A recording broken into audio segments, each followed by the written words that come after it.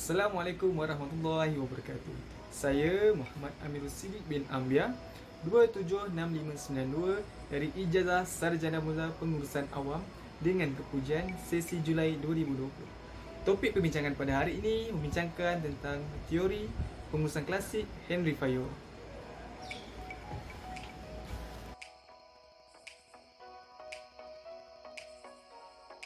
Merupakan satu proses sosial selaras dengan perkembangan manusia dan komunitas sekeliling, dari pengurusan keluarga, komuniti, organisasi, seterusnya pengurusan sesebuah negara. Ia merangkumi 3 elemen. Elemen yang pertama adalah pengurus, elemen yang kedua adalah organisasi, dan elemen yang ketiga tata cara atau garis panduan. Pengenalan teori. Henry Fayol merupakan seorang jurutera dan eksekutif Perancis. Beliau telah membuat 3 sumbangan penting dalam teori pentadbiran.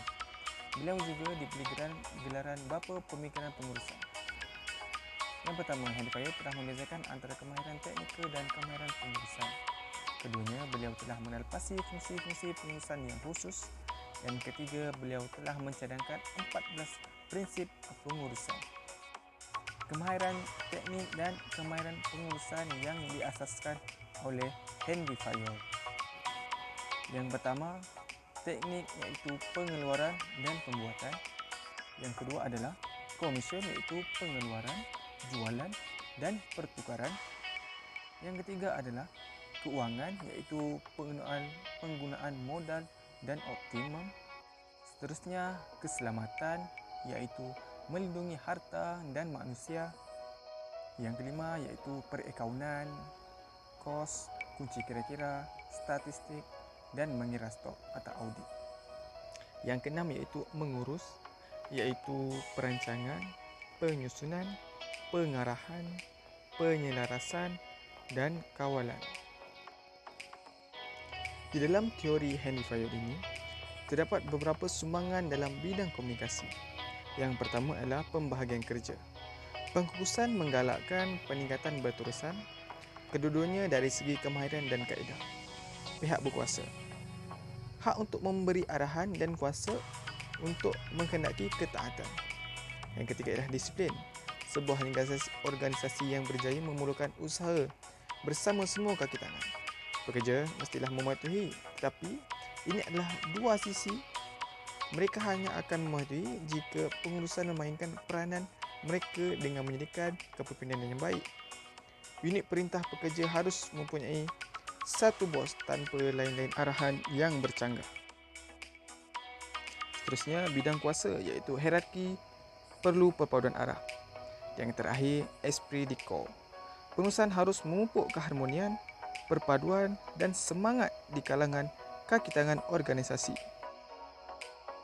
Terdapat beberapa kerelevanan teori Henry Fayol ini. Memang teori Henry Fayol ini atau prinsip ini yang dikemukakan olehnya sangat adil sehingga sangat baik diguna pakai di semua pengurusan pada masa ini.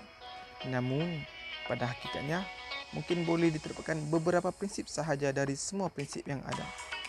Walaupun ada sebuah organisasi yang menerapkan ke semua prinsipnya, pastinya penerapan itu tidak dapat berjalan secara menyeluruh jika permasalahan yang dihadapi sangat kompleks.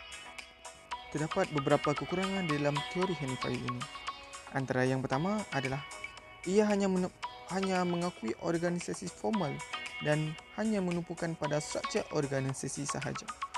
Yang kedua, hanya memberi teori pengurusan pentadbiran sahaja dan tidak memberi perhatian kepada masalah pekerja. Teori pengurusan pentadbiran berorientasikan pengurusan. Ia tidak banyak memberi perhatian kepada masalah pekerja. Yang keempat adalah sebahagian besar prinsip ini telah diserapkan di dalam organisasi moden, tetapi tidak dirancang untuk mengatasi keadaan perubahan pesat dan masalah penyertaan pekerja dalam proses membuat keputusan organisasi yang berlaku pada awal abad ke-21 ini. Konklusinya, komunikasi yang efektif membolehkan warga organisasi menguruskan organisasi dengan lebih cekap dan tersusun. Seperti apa yang kita tahu, bangunan tidak dapat mencapai kestabilan tanpa asas yang betul. Begitu juga sebuah organisasi yang tidak dapat stabil dalam jangka masa tanpa mengikut 14 prinsip pengurusan ini.